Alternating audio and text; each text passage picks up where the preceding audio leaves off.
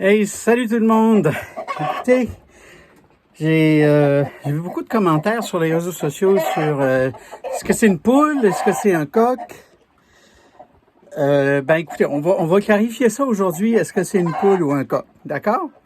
En fait, on va parler des adultes, des adolescents pour l'instant, puis je vais peut-être revenir plus tard dans cette vidéo, dans une autre vidéo, sur les plus jeunes. D'accord? Alors, j'ai attrapé ce qui pourrait ressembler à une poule à prime abord. C'est pas évident que c'est un coq, mais je vais vous montrer quoi regarder pour voir si c'est un coq. Alors, allons-y. Alors, voilà. Si vous regardez bien, là, j'ai juste une main, hein, parce que je tiens le coq de l'autre main, puis j'ai pas de pied pour le téléphone, pour la caméra. Regardez bien, là, voyez-vous les plumes un petit peu plus... un petit peu plus brillantes entre les autres. Ce sont des lancettes. Et ils commencent juste à pousser, en fait. Donc, on le voit à peine. Hein? Mais quand on observe comme il faut, on voit que ce sont des jeunes lancettes qui poussent. Donc, on sait que c'est un coq. Hein? Alors, là, c'est pas très apparent, mais au moins, ça vous donne un indice. Ils sont très pointus. Petites plumes pointues.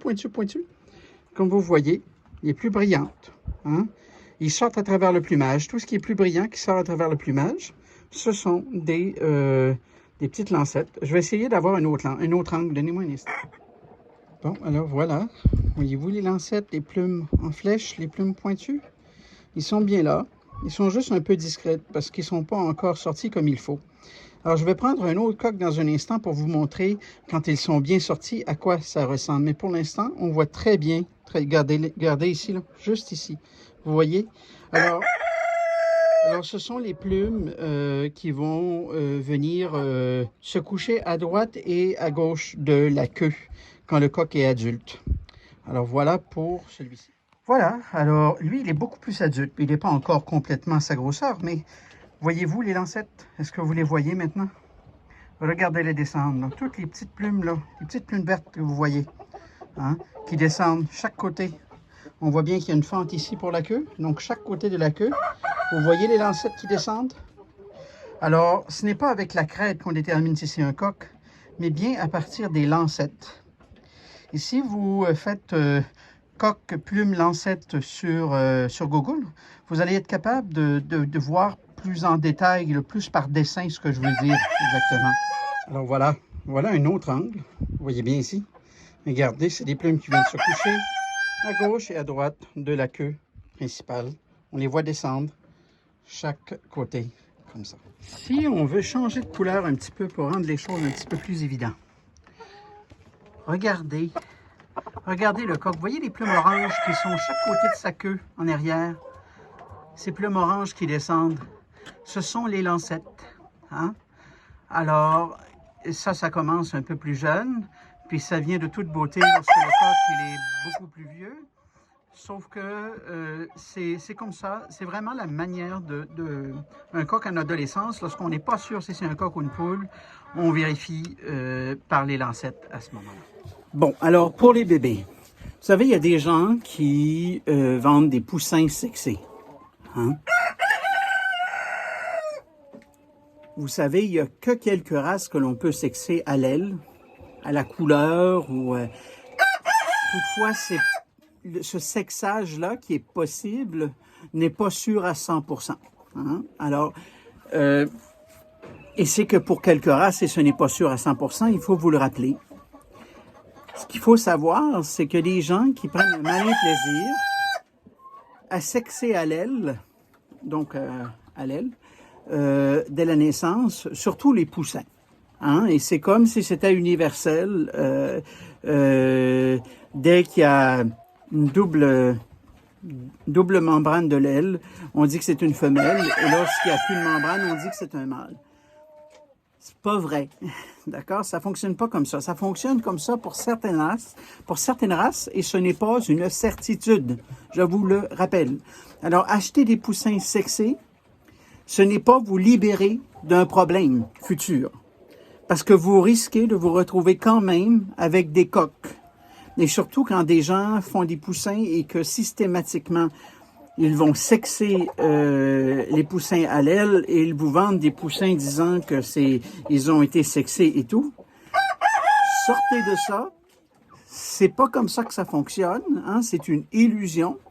Et il y a des gens qui veulent absolument faire des sous, faire de l'argent, vendre, et qui vous parlent avec une certaine notoriété, qui vous parlent avec une certaine... qui se mettent des certitudes dans la bouche, alors qu'ils essaient de vendre leurs produits, hein, qu'ils assument des choses. Ce n'est pas des choses qui sont, si vous voulez, vérifier ou tester. Hein, c'est très difficile, le sexage des poussins. L'industrie, lorsqu'elle sexe des pondeuses ou qu'elle sexe des poulets à chair, elle n'arrive même pas à le faire correctement à 100%. Hein? Alors, c'est pour ça que je dis à quelque part, tout ça, c'est très relatif. Dites-vous une chose, que lorsque vous voulez avoir des animaux, vous avez des risques de vous retrouver avec des coqs. Donc, il faut toujours avoir une solution. Je comprends que dans certaines villes, dans certains villages, on ne veut pas que les gens... il y a des lois, en fait, pour éviter que vous ayez des coqs ou pour pas déranger les voisins, et ainsi de suite. Mais ça fait partie d'acheter des poussins ou d'acheter des adolescents. C'est pour ça que j'ai déjà fait une vidéo auparavant. Je vous invite à aller regarder les autres vidéos pour comprendre. Sauf qu'il y a des maladies que les jeunes et les adolescents, et même une poule jusqu'à l'âge de 5-6 mois peut attraper, qu'une poule adulte, elle, ne sera pas susceptible d'attraper. J'encourage les gens à chercher des poules qui ont 1 année d'existence, qui ont passé un hiver. Hein, comme ça, ils ont leur résistance a été testée, mais surtout, vous savez qu'il s'agit de poules. Et c'est là quelle est votre certitude. Donc, vous avez des poules qui ont été éprouvées, qui ont passé déjà un hiver, donc ils ont été exposés à plusieurs pathologies, ils n'ont pas su réagir, ils ont réussi à passer au travers. Donc, si vous voulez des poules longtemps, je vous suggère d'adopter des poules qui ont au moins 1 année minimum, qui ont passé à travers ces étapes-là. Et de laisser un peu les poussins et les poulettes, parce que malheureusement, même s'ils sont plus jeunes, puis que ça nous donne une idée de bon départ, on a des jeunes poules, il faut comprendre que ces animaux-là ne sont pas, à prime abord, vaccinés. Donc, ils devront faire leur chemin à travers la nature, et la nature les épargnera pas tous. Hein? Je crois beaucoup à l'immunité naturelle, donc je ne crois pas beaucoup à la vaccination des poules, parce que je trouve que c'est propager une génétique qui est faible, qui n'est pas soutenue.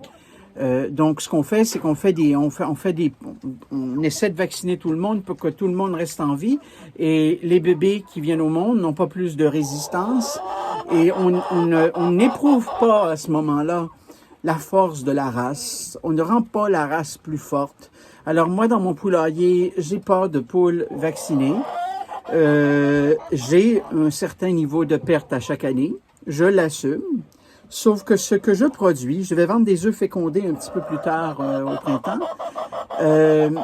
Et ma génétique, elle est solide. Donc, ce que je vais vendre, ben j'ai une certaine paix d'esprit face à ce que les gens vont obtenir. Ça ne veut pas dire que les bébés de ça, il n'y aura pas des faiblesses, il y aura pas, mais j'ai diminué mes facteurs de faiblesse à ce moment-là, et j'ai augmenté mes facteurs de résistance. Alors c'est ça. J'espère que vous avez aimé la vidéo. N'oubliez pas de vous abonner. Hein, c'est important de vous abonner parce que faire ces vidéos-là me prend du temps, et puis il faudra éventuellement monétiser la chaîne, et en deçà de 1000 abonnés et de 4000 heures de visionnement, c'est difficile à ce moment-là. Hein? Alors, je vous demande votre soutien à ce niveau-là, et puis s'il vous plaît, abonnez-vous à la chaîne et regardez les vidéos. Puis vous allez m'aider à produire de bons vidéos. Donnez-moi des retours. J'aime ça écouter ce que vous avez à dire. J'aime ça écouter vos expériences, en fait. Des suggestions de vidéos qui pourraient m'aider dans mes idées, dans mes concepts. Hein? Alors, Je vous souhaite bonne chance. Merci d'avoir écouté. Puis à la prochaine.